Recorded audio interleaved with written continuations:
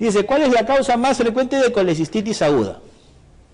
¿Por qué le da colecistitis aguda a un paciente? Porque se infectó por salmonela, porque tiene 20 cálculos en su interior, porque se infectó por E. coli, o porque el paciente tuvo un cálculo y este cálculo obstruyó el cístico, obstruyó el bacinete.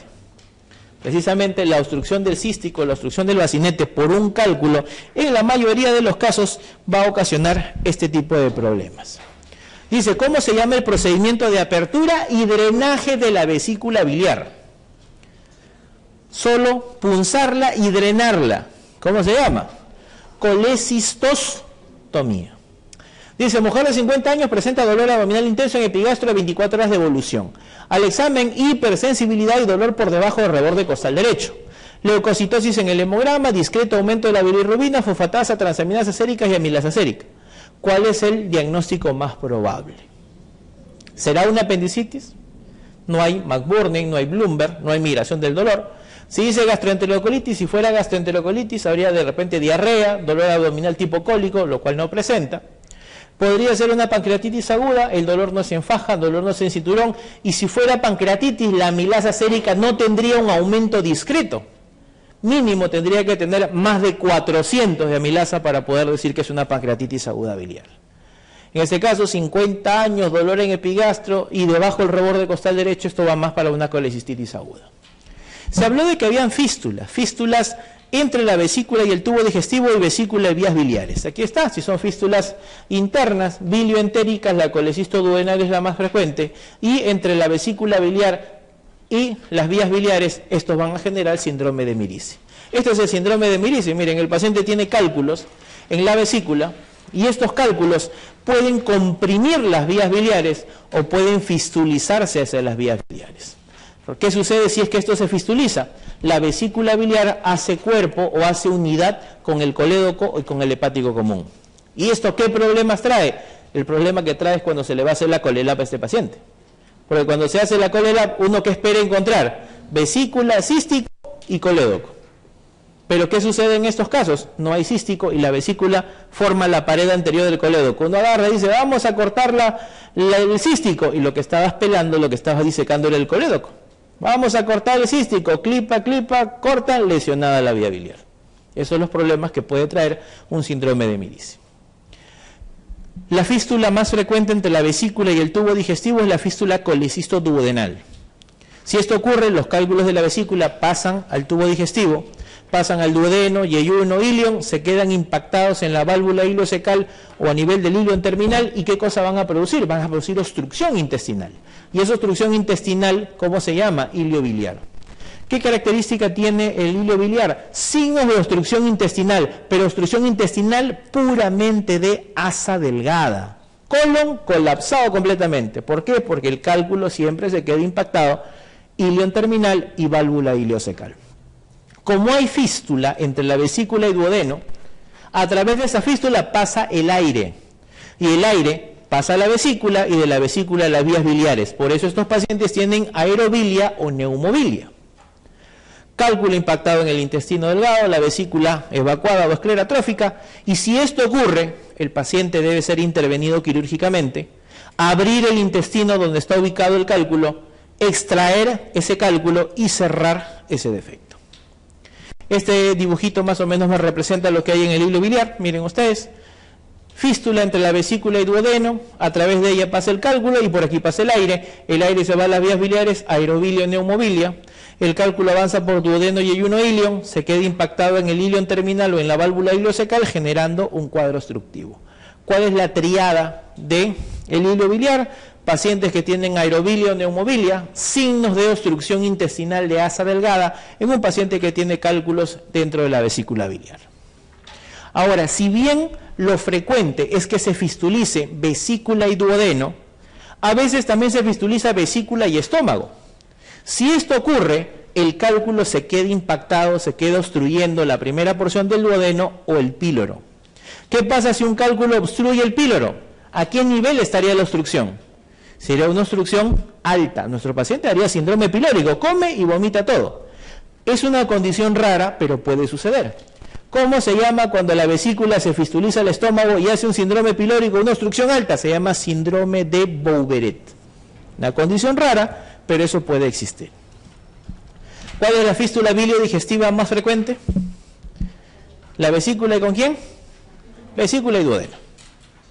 Ahora, el 95% de colecistitis agudas son por cálculos, colecistitis aguda litiásicas, pero un 5% es en pacientes que no tienen cálculos. Esta colecistitis aguda alitiásica se da sobre todo en pacientes con ciertas condiciones. Se da sobre todo por éstasis y por isquemia en la vesícula biliar. Por ejemplo, ¿qué sucede? La vesícula biliar, ¿de qué se llena en fases de ayuno? ¿De qué se comienza a acumular en fases de ayuno? De bilis. Y a la espera de que el paciente ingiera alimentos, la bilis se evacúa, se colapsa y de ahí se vuelve a llenar. Un paciente que está en cuidados intensivos, vamos a suponer por una neumonía severa, intubado en ventilación mecánica, una semana, ¿el paciente come? No come. Pero la bilis se sigue produciendo todos los días en iguales cantidades, 800, 1200 por día. Así el paciente no coma. Y la vesícula biliar se va a seguir llenando de toda la bilis que va recibiendo. Por lo tanto, la vesícula biliar comienza a crecer, a crecer, a crecer, a distenderse de forma significativa por este acúmulo de bilis que ocurre de forma normal. ¿Y qué va a suceder? La arteria cística no es como la arteria uterina. La arteria uterina, ¿cómo era? Forma de un tirabuzón. Cuando el útero comienza a crecer durante la gestación, la arteria uterina se estira y no hay problema. Algo que no ocurre con la vesícula biliar, con la arteria cística. La arteria cística, ¿qué es lo que va a suceder? Se va a estirar, se va a estirar, se va a estirar, se va a hacer cada vez más delgadita y va a dejar de darle sangre a la vesícula. Por lo tanto, en estos pacientes, ¿qué va a suceder? Isquemia, gangrena y necrosis por hipoperfusión. ¿Y esto qué va a ocasionar? Colecistitis aguda. ¿Y esto le da a todos los pacientes? No, le da a los pacientes que están en estado crítico en unidades de cuidados intensivos, ¿no? Un paciente que está por un problema neurológico le puede dar esto. Un paciente que está por una sepsis, por neumonías, un infarto cardíaco, le puede dar esto. ¿Vale? Se da en pacientes críticos. Pacientes inmunosuprimidos, pacientes en UCI, pacientes que hayan tenido algún tipo de trauma, que estén en nutrición parenteral total o sépticos. Aquí la ecografía es el tratamiento, es el estudio de elección. Y acá debemos tener en cuenta que el paciente idealmente debería ser colecistectomizado. Todo paciente con colecistitis aguda, colecistitis aguda litiásica debería ser colecistectomizado, a menos que se encuentre inestable. Si estuviera inestable, la colecistostomía sería el procedimiento de elección. Si está en UCI pero está estable, hay que sacarle la vesícula, colecistectomía. Si está inestable, si está chocado, colecistostomía. Recuerden que siempre es la colecistostomía cuando el paciente está inestable con disfunción orgánica. Ahora, toda cirugía puede tener complicaciones, y entre las complicaciones de la colecistitis aguda y en sí de la colecistectomía está la lesión de la vía biliar. Se puede presentar en unos pacientes, sí, más en aquellos que fueron sometidos a cirugía laparoscópica, más que la cirugía abierta. ¿Por qué se produce? Error en la identificación anatómica. Cístico, colédoco, no se identificó bien y se seccionó un colédoco pensando que era un cístico.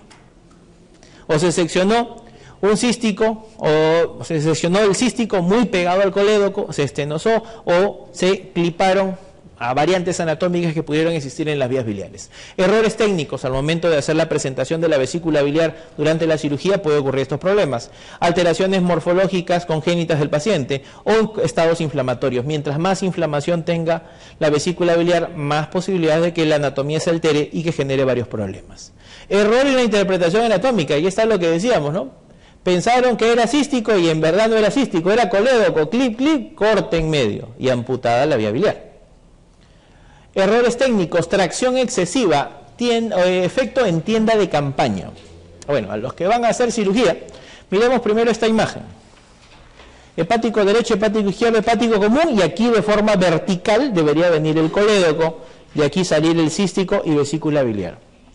Los que van a hacer la laparoscopía, los que van a hacer cirugía, el cirujano principal utiliza sus dos pinzas, utiliza sus dos manos. En la mano derecha habitualmente utiliza un electrocoagulador para hacer la disección, para hacer la liberación y apertura de la serosa y todo el despegamiento de la vesícula del lecho vesicular del hígado. En cambio, la mano izquierda es una mano que coge la vesícula y es la que presenta la vesícula. Si yo quiero exponer la vesícula, con la mano izquierda la jalo, la estilo, la llevo hacia arriba, hacia abajo, hacia adentro, hacia afuera, con eso yo mismo me presento. Esta presentación debe ser ni muy poca, como para producir lesiones de la vesícula y perforación del mismo, ni muy excesiva, como para producir esto. Lo normal que debería ser, hepático derecho, hepático izquierdo, hepático común y colédoco así. ¿Qué pasó? El cirujano jaló mucho, traccionó mucho la vesícula biliar y mira, ¿qué le produjo el colédoco? Lo ha angulado.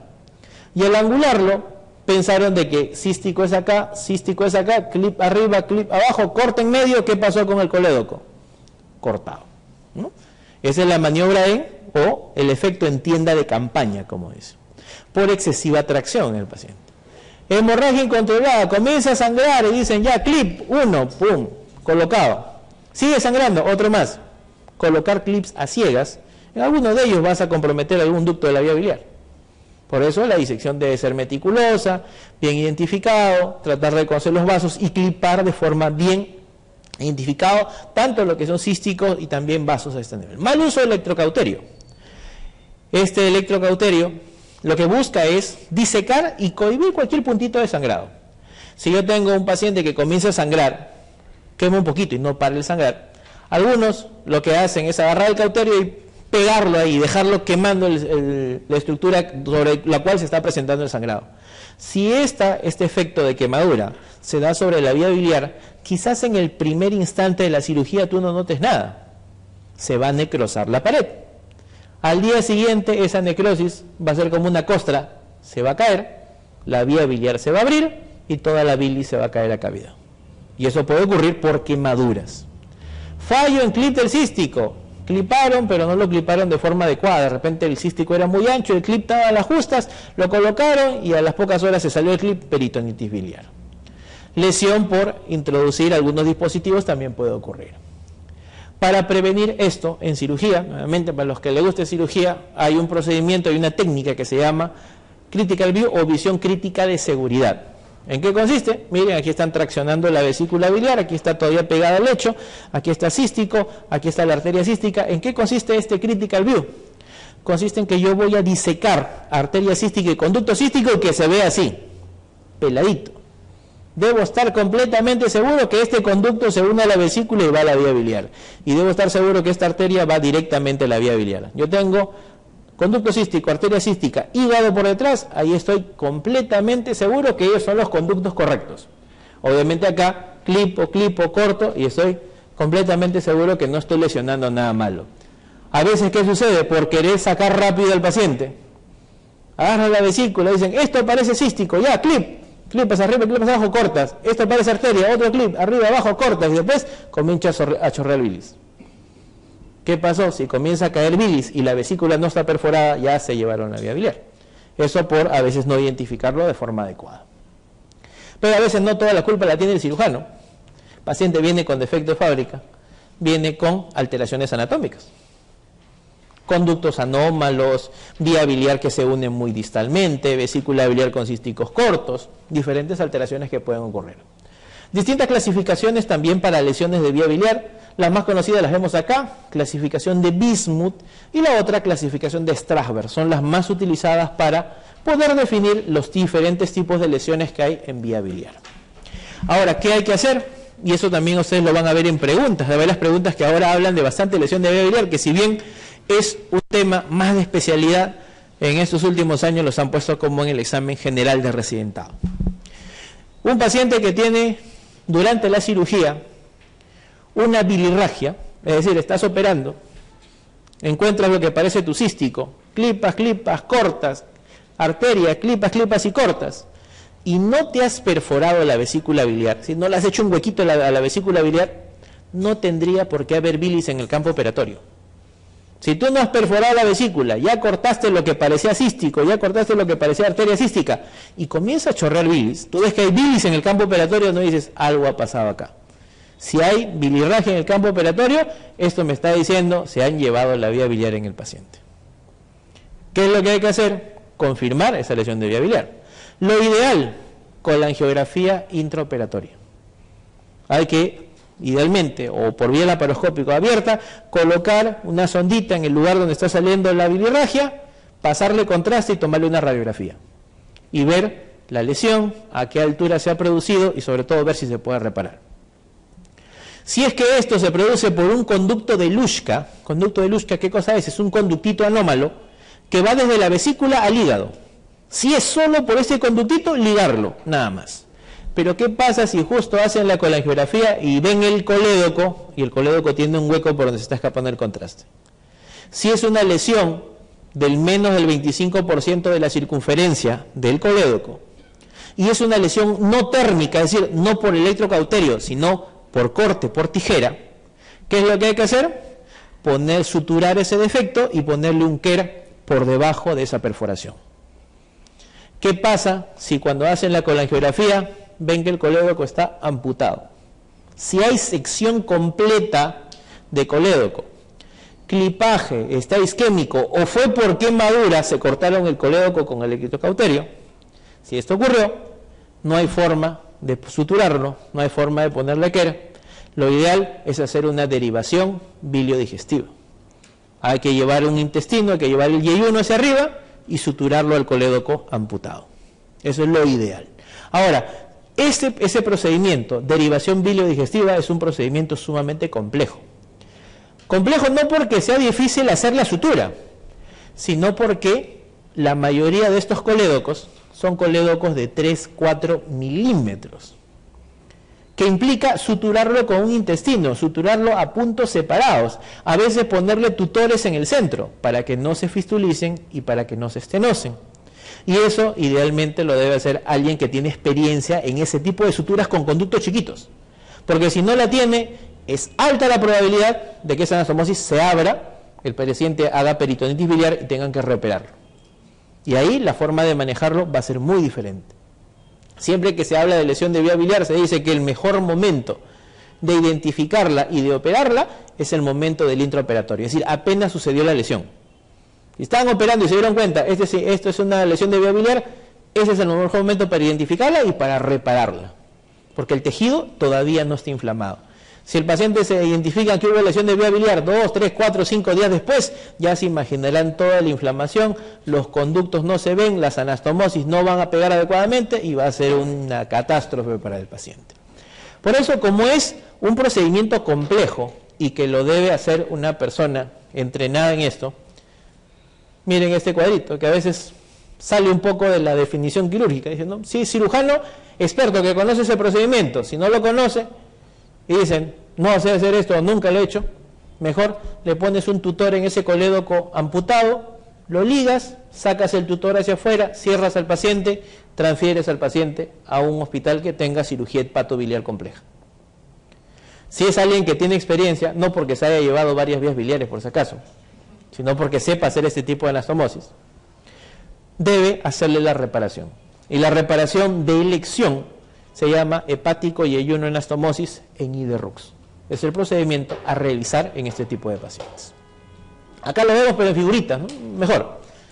Si el paciente tiene una lesión de vía biliar en un costadito de nada más menos del 25%, se sutura y se le pone un KER.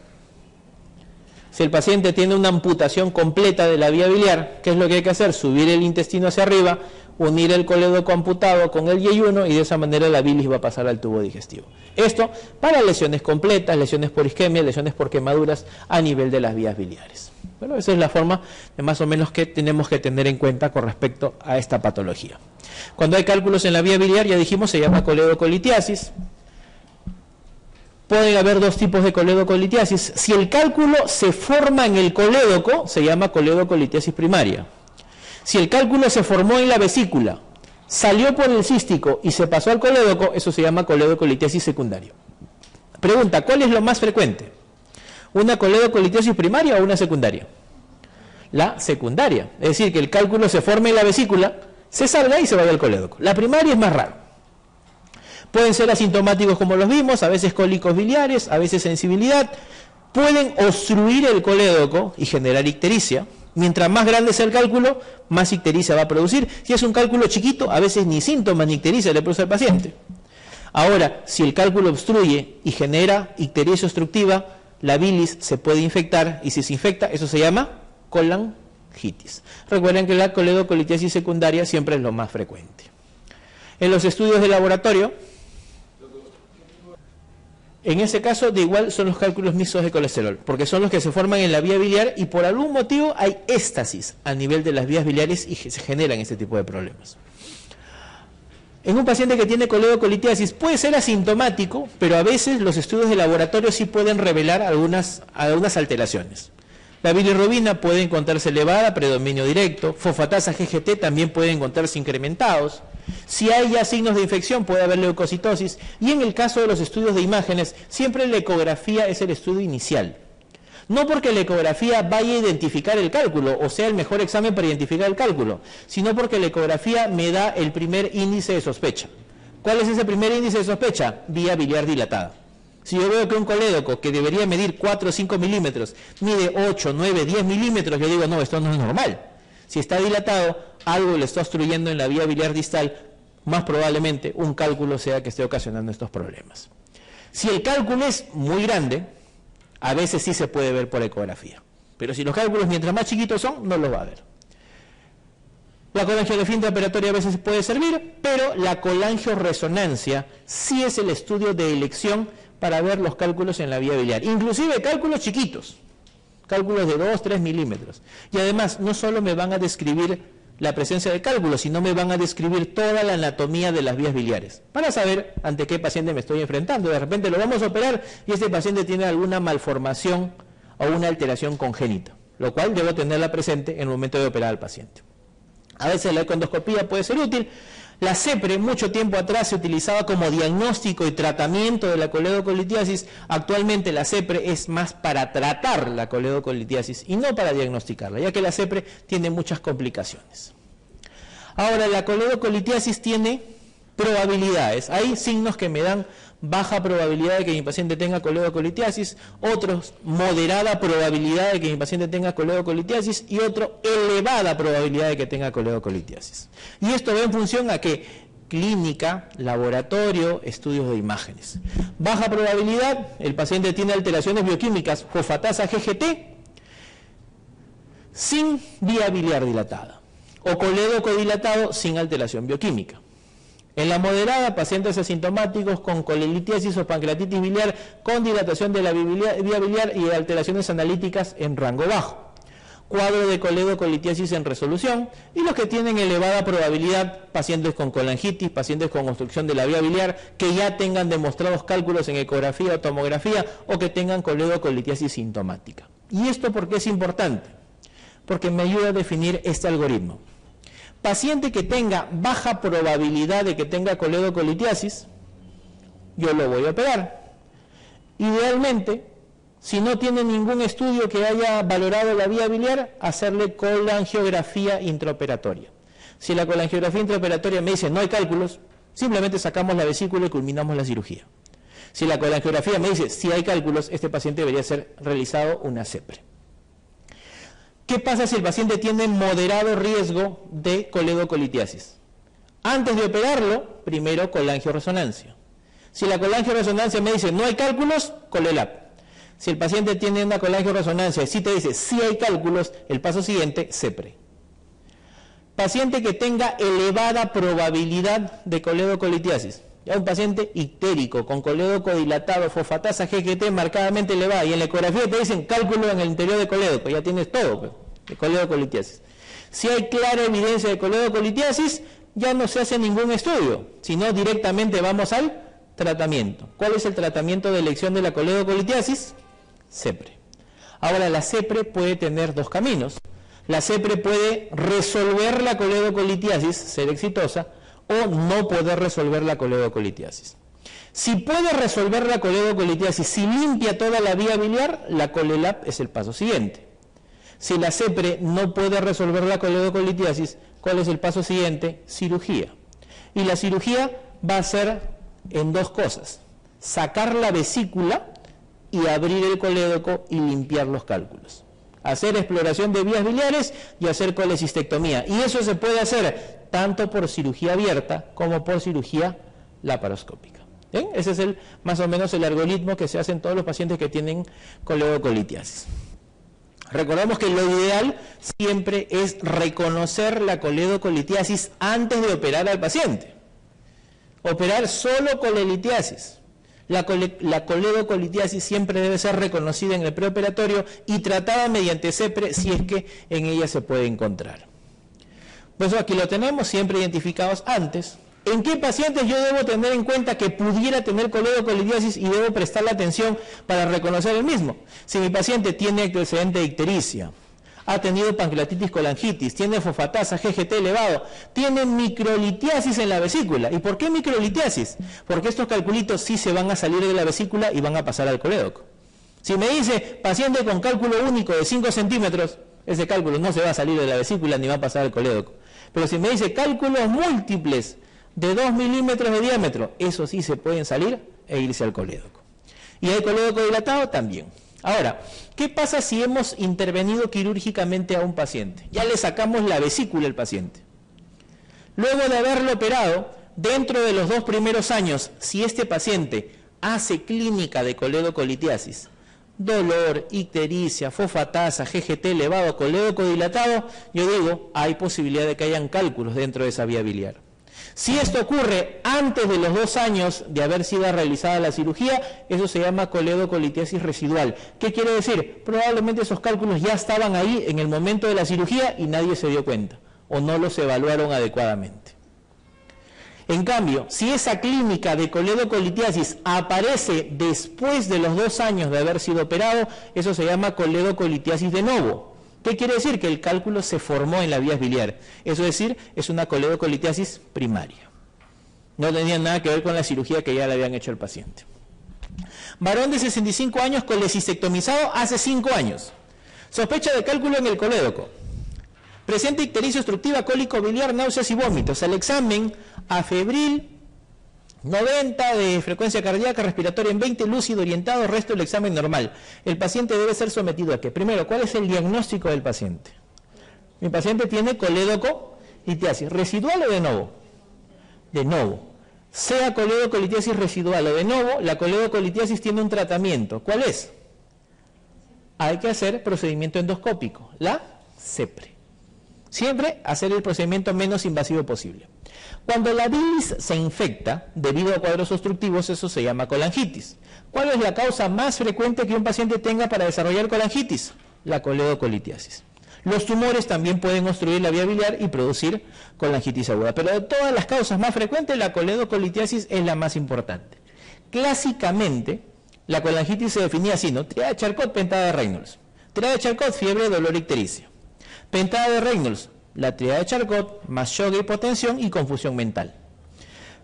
Gérmenes que habitualmente encontramos en las vías biliares, Klebsiella, Enterococo, E. coli, Enterobacter, Proteus, Pseudomonas erratia. Esta era la forma clásica de definirlo. Pero las guías de Tokio lo definen de otra forma. Y aquí las vemos. ¿Cuáles son los criterios diagnósticos para colangitis aguda? Muy similar a lo que existía para colecistitis aguda, ahora también lo hay para colangitis. Signos de inflamación sistémica, ¿cuáles son? Fiebre, escalofríos y algún dato de laboratorio que refiera a pruebas de respuesta inflamatoria sistémica, como por ejemplo un hemograma con leucocitosis o un PCR elevado. Signos de colestasis, que el paciente clínicamente se ve amarillo, se ve ictérico, o que tenga algún perfil hepático alterado, bilirrubina, fosfatasa, GGT alterado. Estudio de imágenes.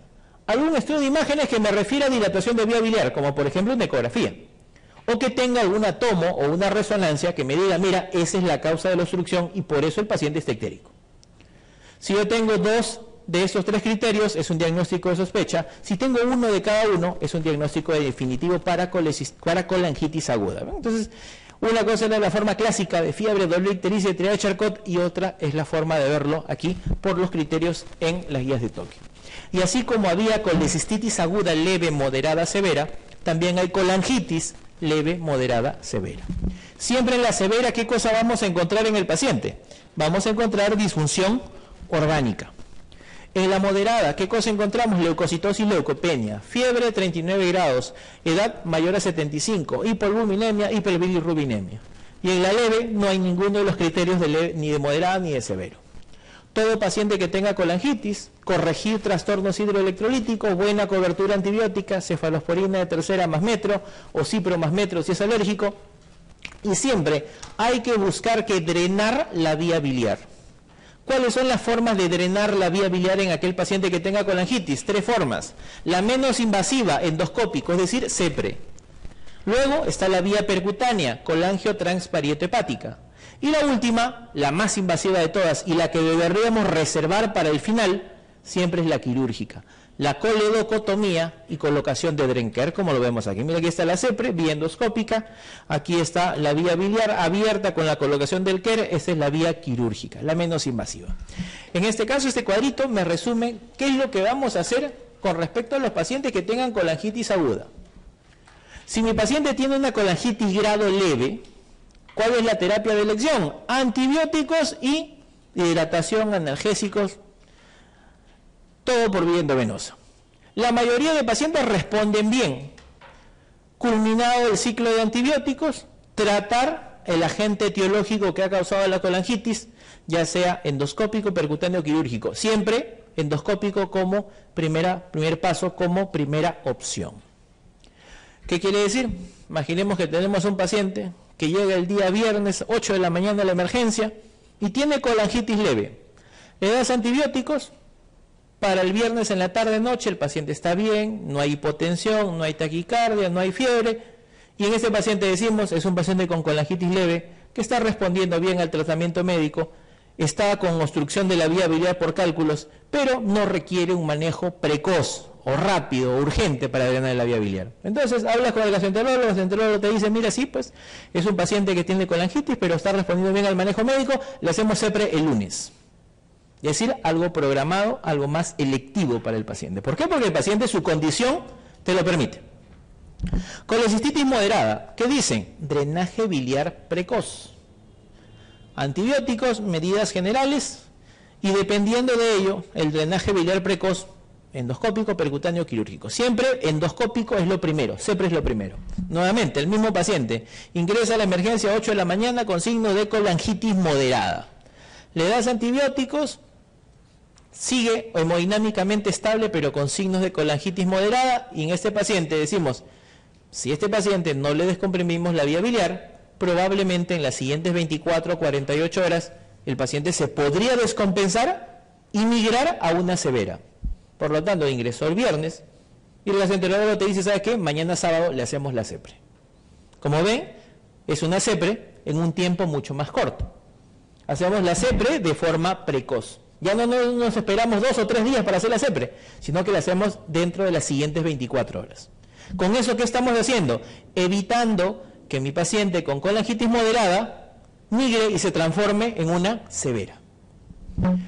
Paciente con colangitis severa, grado 3. Y recuerden, ¿qué es lo que tiene el paciente con colangitis severa? Disfunción orgánica. Ingresa viernes de las 8 de la mañana, hipotenso, taquicárdico, con insuficiencia respiratoria, le han tenido que poner inotrópicos, el paciente no orina. Está con disfunción orgánica el paciente. ¿Por qué? Por una obstrucción de la vía biliar por cálculos, por coledocolitiasis. Todavía está despierto, aún no lo intuban. Lo evalúas con el gastroenterólogo, soporte orgánico, si requiere inotrópicos, le pondrán inotrópicos, dilatación endovenosa, forzar diuresis, tratar de corregir los problemas de coagulación, plasma, plaquetas, lo que necesite, iniciar antibiótico terapia, pero ¿qué es lo primordial aquí? Drenaje biliar urgente. Este paciente ingresó viernes 8 de la mañana, viernes en la tarde ya tenía su CEPRE. Le hacen la CEPRE, le sacan el cálculo, drenaron la vía biliar, y el paciente remite todos sus procesos de disfunción orgánica y evoluciona favorablemente. Miren los momentos, en el momento que cada uno de ellos hacía la CEPRE.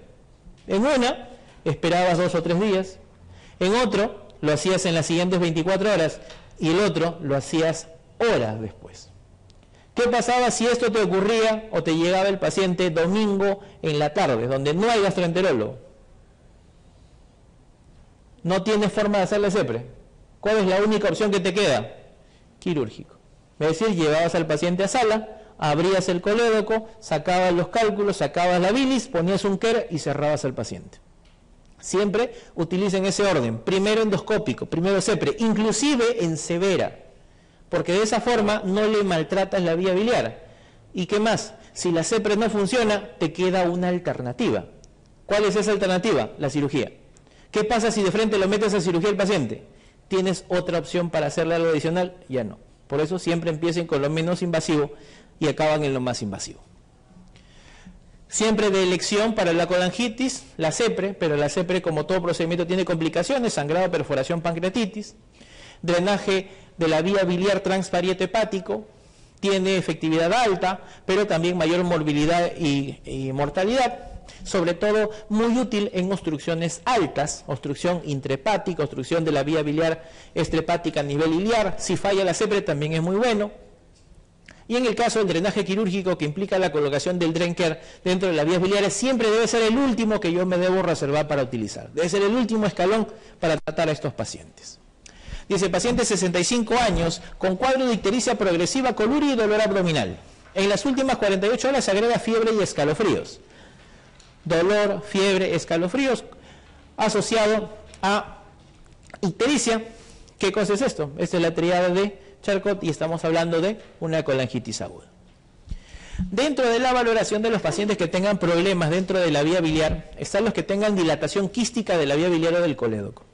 Esto corresponde a una dilatación congénica de la vía biliar, sobre todo más en el género femenino, que afecta tanto las vías biliares intra y extrahepáticas. La clínica siempre a edades muy tempranas. Y miren esta foto, que es lo que nos va a ayudar para poder entender esto. Colédoco de 4 milímetros se une con el Wirsung de 1 milímetro, los dos forman la ampolla de Vater y todo esto drena en el duodeno. Eso es lo normal. En el peor de los casos, el Wirsung se une por un costadito del colédoco y el colédoco es el que llega al duodeno. Eso es lo habitual. Pero ¿qué pasa si ocurre esto? El paciente tiene un Wirsung de 1 milímetro y más bien el colédoco es el que se le une a un costado del Wirsung. Tráfico de Lima. 4 carriles, uno solo, una intersección. ¿Quién sufre? Obviamente el que tiene mayor diámetro. La bilis se produce 800-1200, haya o no haya obstrucción. ¿Qué va a pasar? La secreción del Wirsung va a pasar, pero la secreción del colédoco va a pasar gota por gota. ¿Qué va a provocar? Que el colédoco progresivamente termine así.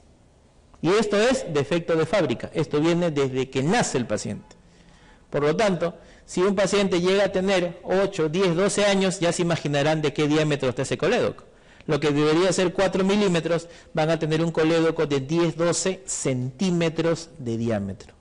En su interior, medio litro de bilis. ¿Y eso qué va a provocar? Masa palpable, ictericia y dolor abdominal, y precisamente esa es la triada que se presenta en el quiste de colédoco o dilatación quística de las vías biliares. La clasificación de esta dilatación quística de las vías biliares o quiste de colédoco es la clasificación de Todani, que me divide en 5 tipos, y de ellos el más frecuente es el tipo 1 fusiforme. Ese es el tipo más frecuente dentro de todas las formas de presentación de la dilatación quística de las vías biliares. Aquí lo vemos. Más frecuente en el género femenino, más frecuente en edades tempranas, y aquí está la triada, ¿no? Dolor, más en hipocondrio derecho, e ictericia, esa es la triada del quiste de colédoco. Estudios que siempre se utilizan en quiste de colédoco: ecografía, tomografía, CEPRE, resonancia magnética. De ellos, el más importante, por su alta sensibilidad y especificidad, resonancia magnética, ya que de esa forma yo voy a tener la anatomía clara de las vías biliares, la extensión real del quiste a nivel de las vías biliares, y sobre todo me permite planear bien qué tipo de cirugía le voy a hacer al paciente. Complicaciones que pueden existir en los pacientes que tienen quiste de colédoco: complicaciones mecánicas, que se formen cálculos en las vías biliares.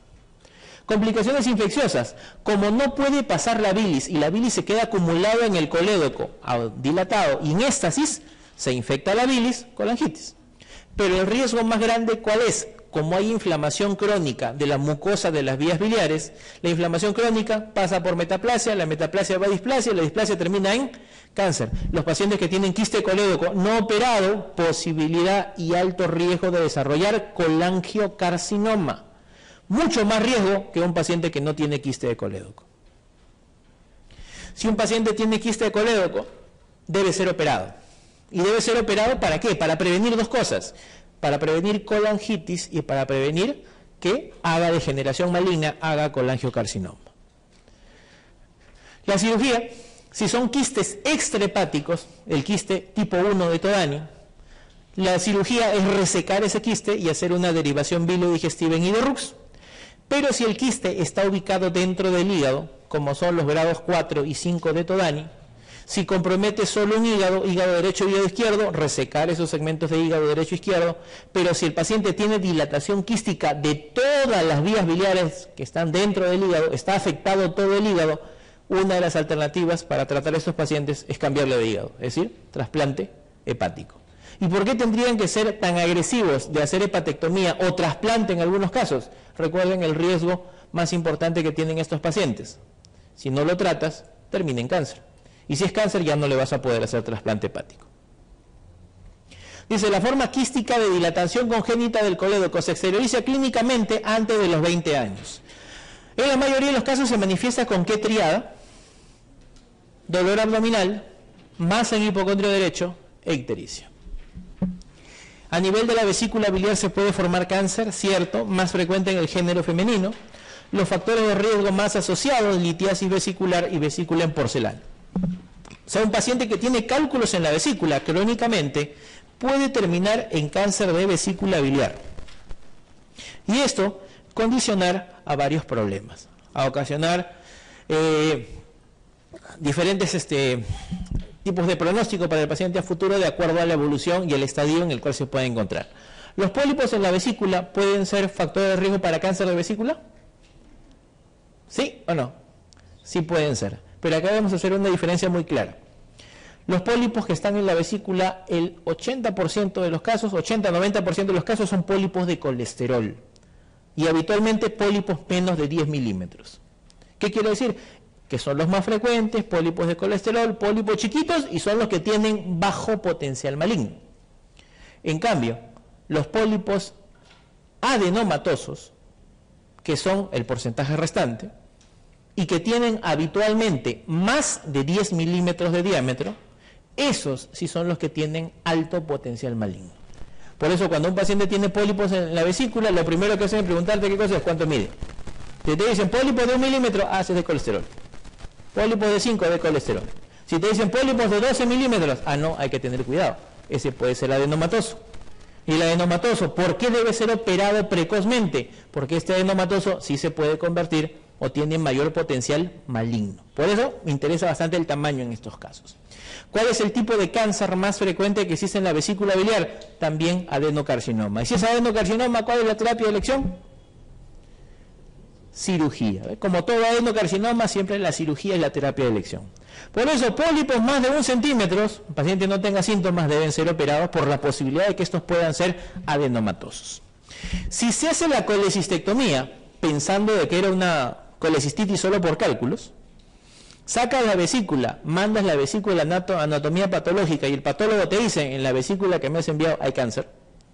Si es que hay cáncer y solo llega hasta la mucosa, con la colecistectomía que le has hecho fue suficiente, ya está curado el paciente. Pero ¿qué pasa si te dicen, no, hay cáncer, pero hay cáncer que compromete hasta la capa muscular? Si esto ocurrió, el paciente debe ser resecado, debe ser reoperado. Ya le hiciste la cirugía laparoscópica, sacaste la vesícula, ahora tienes que hacerle cirugía abierta. Y tienes que resecar parte de los segmentos comprometidos en el lecho vesicular, es decir, segmentos 4 y 5. Tienes que resecar esa zona y limpiar todos los ganglios del ligamento hepatoduodenal. Ahora, ¿qué sucede si tú tienes un paciente en el cual sospechaste el cáncer desde antes de la cirugía? Es decir, tú estás en la consulta y te llega un paciente con una ecografía que te dice vesícula en porcelana. Si hay vesícula en porcelana, alto riesgo de cáncer. O te dice vesícula en cuyo fondo se ve una imagen polipoidea de gran tamaño. Alto riesgo de cáncer. Primer paso, no lo operamos, sino tomografía, ya que la tomografía es el mejor estudio para valorar signos de cáncer de vesícula biliar. Si en la tomografía vemos, sí, mira, efectivamente hay evidencias de que puede ser cáncer de vesícula, y el paciente está en un estadio resecable, la enfermedad solo está en la vesícula, ¿qué es lo que hay que hacer? Colecistectomía radical. ¿En qué consiste? Primero, ya no es laparoscopía, ahora es cirugía abierta. Y cirugía abierta en la cual se saca en bloque la vesícula con segmento 4 o 5 del hígado. Todo en un solo bloque. De esa manera es la resección oncológica que se debe hacer para pacientes que tengan sospecha de cáncer de vesícula. Si un paciente tiene cáncer de vesícula y es un tumor irresecable, está invadiendo la vía biliar, tiene metástasis al hígado, tiene metástasis a distancia, estos pacientes no van bien ni a radio ni quimio y los resultados son muy pobres en respuesta a cualquier tipo de tratamiento y la mortalidad también es muy precoz en pocos meses subsiguientes. Lo siguiente que vemos acá es el colangiocarcinoma, cáncer de las vías biliares. ¿En qué género era más frecuente el cáncer de vesícula? Mujeres. Colangiocarcinoma, mira, más en hombres. ¿Cuál era un factor de riesgo más importante para cáncer de vesícula? Litiasis vesicular, vesícula en porcelana. ¿Cuál es el factor de riesgo más importante para que haya cáncer de vías biliares? Colestasis, es decir, mientras más tiempo ha estado obstruida la vía biliar y la bilis no ha podido circular, más posibilidad de que sea cáncer. Por eso los quistes de colédoco tienen más posibilidades de hacer cáncer, por la colestasis crónica que existe. Hay vías biliares dentro y fuera del hígado, por lo tanto, puede haber colangiocarcinoma intrahepático y colangiocarcinoma extrahepático. ¿Cuál es el más frecuente? Colangiocarcinoma extrahepático. ¿Hay marcadores tumorales asociados a los colangiocarcinomas? Sí, el CA19-9, pero ¿qué tengo que tener en cuenta?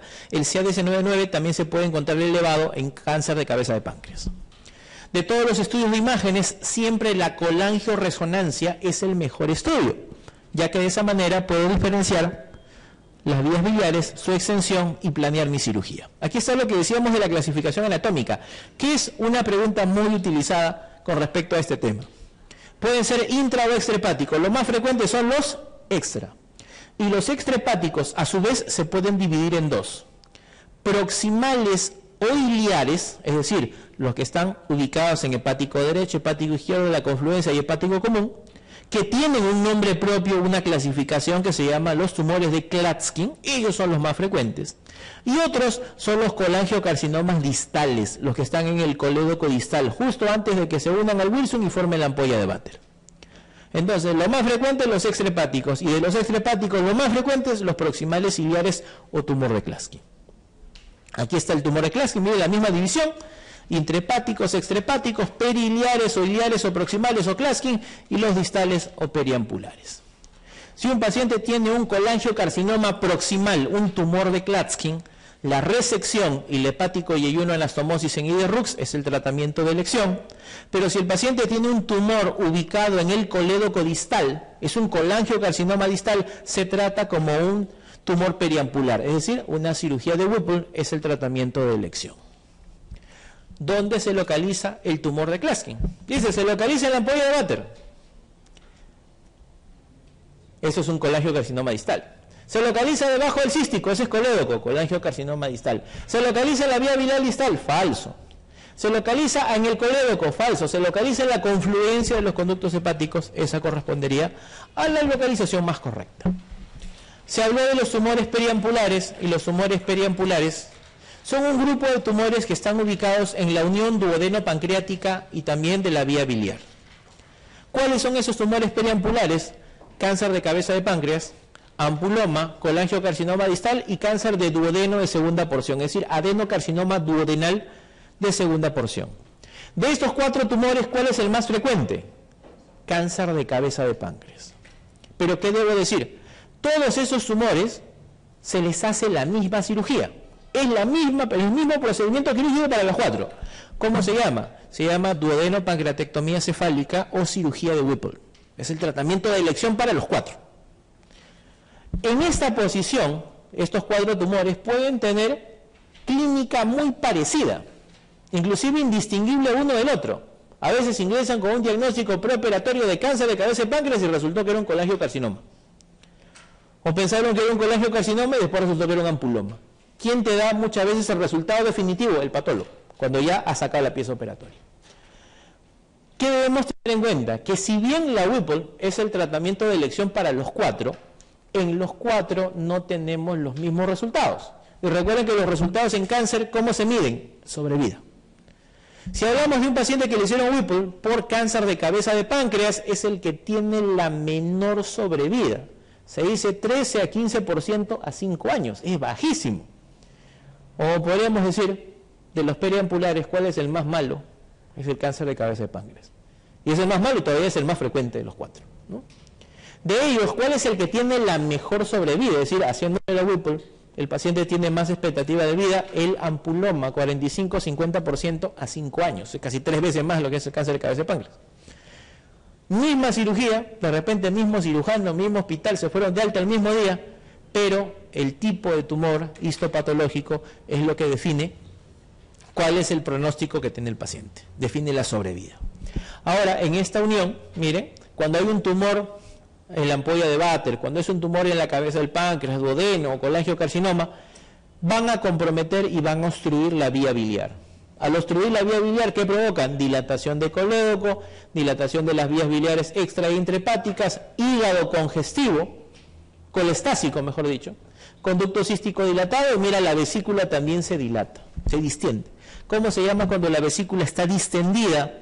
Indolora, producto de una obstrucción distal, como por ejemplo por un tumor periampular. Tiene un nombre, se llama vesícula Encrobosser-Terrier. Y esto me indica que mi paciente tiene una obstrucción de la vía biliar distal secundaria probablemente a un tumor periampular.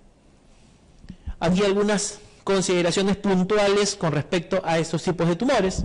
Si es un tumor de duodeno, representa el 5% de todos los tumores periampulares, y el adenocarcinoma duodenal se puede manifestar por signos de HDA, melena, hematemesis, anemia, o porque el tumor crece tanto que obstruye el duodeno. Si hace síntomas obstructivos, mi paciente me va a dar clínica obstructiva de algún problema alto, ¿no? Distensión, náuseas y vómitos como síndrome pilórico. Alrededor de los 50 años, igual en varones y mujeres, tipo histológico, adenocarcinoma es el más frecuente. Si hablamos del cáncer de la vía biliar, cáncer de colédoco distal, también el 5% de los tumores periampulares, el paciente hace clínica de ictericia obstructiva y precisamente hace ictericia obstructiva indolora. El paciente se comienza a poner amarillo, cada vez con mayor intensidad conforme pasa el tiempo, pero el paciente no se queja de dolor abdominal. Tiene su baja de peso, su síndrome constitutivo, pero no hay dolor abdominal. También el tipo histopatológico es el adenocarcinoma. En el caso del ampuloma, es el tumor de la ampolla de Vater, y el tumor de la ampolla de Vater crece y obstruye el drenaje del colédoco y el drenaje del Wilson. Al obstruir el drenaje del colédoco, ¿qué va a provocar? Que el paciente se ponga ictérico, se ponga amarillo. Pero ¿qué sucede? En algún momento de su evolución, el ampuloma se rompe. Y al romperse, permeabiliza el colédoco y el Wilson. Y al permeabilizarlo, ¿qué va a pasar con la bilis? Va a pasar al duodeno y la ictericia desaparece. Como se rompió el tumor sangra. Y al sangrar, ¿qué provoca? Hemorragia digestiva alta y produce anemia. Por lo tanto, ¿cuál es la clínica de un paciente que tiene ampuloma? Ictericia ondulante. Se pone marcadamente ictérico cuando el tumor obstruye el colédoco, pero cuando se rompe, la ictericia baja. Al momento que se rompió el tumor sangra, y por eso mi paciente me hace clínica de ictericia obstructiva. Esa es su característica. También tipo histológico, adenocarcinoma. Y para el cáncer de cabeza de páncreas, que es el más frecuente de los 4, tiene una triada, que es dolor abdominal, ictericia y baja de peso. ¿Cuáles son las características clínicas del colangiocarcinoma? Ictericia, baja de peso. ¿Cuál es la diferencia entonces entre un colangiocarcinoma y un cáncer de cabeza de páncreas? El dolor abdominal. Por eso dicen en algunos libros, ictericia dolorosa asociada a un síndrome consuntivo, eso más parece un cáncer de cabeza de páncreas. Si me dicen ictericia no dolorosa en un paciente con síndrome consuntivo, eso probablemente sea un colangiocarcinoma distal relacionado a los tumores periampulares. ¿Sí? Y como ya hablamos anteriormente, es el que tiene el peor pronóstico de los 4. Recuerden, los 4 se hace la misma cirugía, duodenopancreatomía cefálica o cirugía de Whipple. Si no me equivoco, esa es la última. Dice, entre los tumores periampulares, ¿cuál es el que tiene el mejor pronóstico de acuerdo a su localización? ¿Cuál tendría mejor pronóstico de los 4 tumores?